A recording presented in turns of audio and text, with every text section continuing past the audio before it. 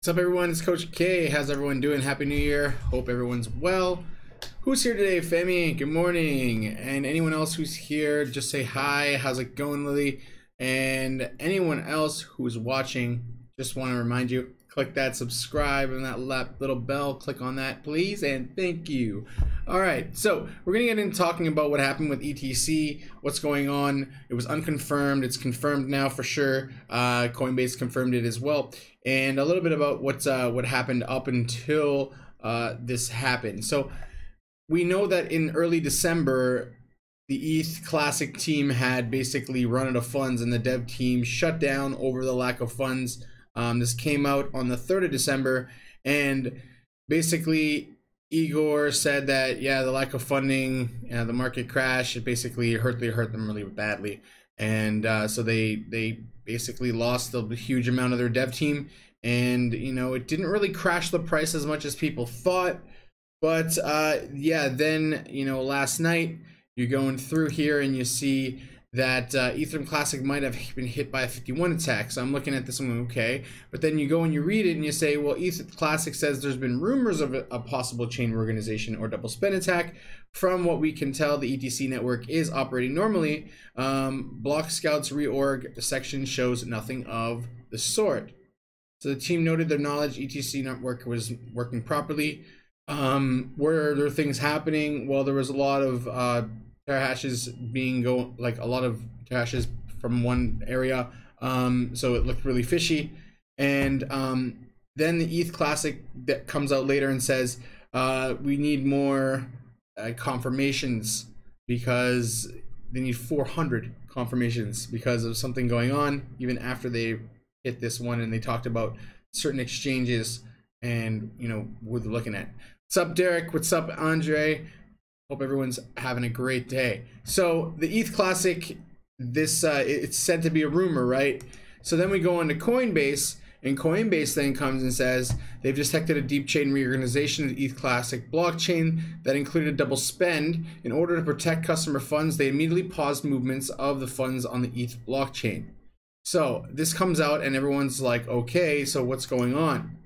So then they come out on their blog and tell everyone the deep chain reorganization detected on ETH Classic, and they come out and say that they detected it, and subsequently they detected 8 additional reorganizations that included double spending, totals of 88,500 ETH TC, and it was 460,000, and then it happened again for up to 1.1 million. So you're asking, like, what happens with these double spend and reorganization attacks? Well, basically they enable them to basically make more transactions and then keep it for themselves, and then basically this is the only way that blockchain can actually be, you know, hacked, basically. So you have to get the hashing power. So what a 51 attack is all the miners are mining, which is creating hashes, right? And if one group of miner takes over 51% of all the hash power on the whole entire network, they can do what's called a double spend or reorganization attack. And what happens is basically they can double spend the ETC and obviously keep some for themselves.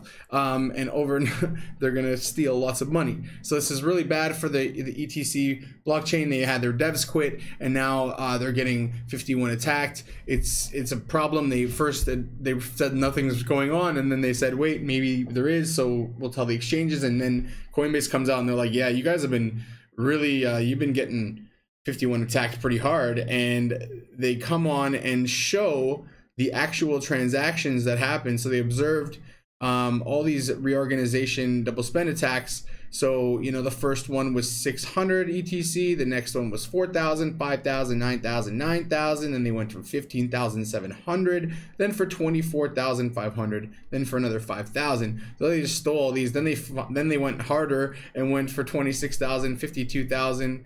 And they got another 52,200. So they got a ton of ETC. It's obviously a horrible situation for ETC. Is their blockchain going to recover? Is their company going to recover? Well, the blockchain never ever goes away. Remember this. Even if people aren't mining, it's still going to be there even if no one's using it. But I don't know, it definitely is a really big strain. They already run out of money for their devs, and now they're getting 51 attacked. This could be a project that doesn't really last. We don't know yet. It did have a bright future, and it could potentially still have a bright future, but this is obviously very problematic for them and not a very good sign at all. So yeah, Coinbase comes out and says, yeah, there's this going on. You know, they come out and say, no, we don't really see the problem, and you can obviously see the issues. Now, I want to talk about something really cool that came out, was this new Bluetooth enabled Ledger wallet, which actually can connect to your iPhone, which is pretty interesting. It supports 100 cryptocurrencies, obviously a ton more than the old Nano Ledger S did, and it's going to start $120. So they're pretty cool, but people are worried about security. They're remembering, well, these guys came on stage and hacked all the Nano wallets. So obviously people felt that was an issue, and according to the website, they actually have this secure thing called CCEAL5 Plus, which is the same chip that they use in credit cards and passports, and it's a high level PIN protections as well. So they think that this won't be an issue like they think about after they refuted all the program of vulnerabilities that happen in their old devices. They don't see them happening in these ones. So that's basically what's going on in the news today. Nothing really crazy, catastrophic, or crazy at all.